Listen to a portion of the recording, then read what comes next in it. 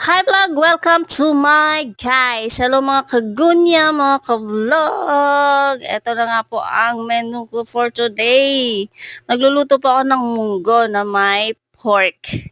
Ayan, malalaki po yung slice ng aking baboy. Ginisa ko muna syempre yung mga ingredients. Yung sibuyas, kamatis, luya, tsaka yung bawang syempre. So, habang ginigisa ko po ang baboy, sinabay ko na rin po ang munggo.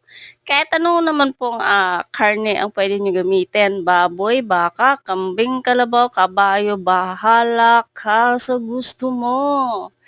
Ayun, habang pinapalambot po natin yung munggo, kasabay na rin po yung karne. Tama-tama po yung sabay po silang lalambot.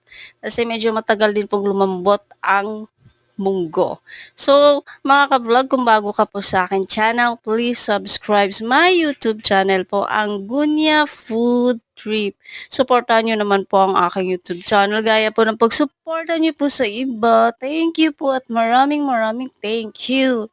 Ayan nga po mga ka-vlog, at nilagyan na po natin siya ng dahon po ng ampalaya. At hindi po siya ganun kapait, guys. Masarap po siya.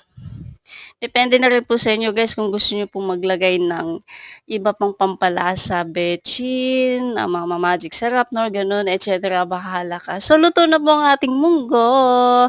Ayan, yummy na po siya, mga ka-vlog. So, maraming thank you po again and happy eating, happy cooking.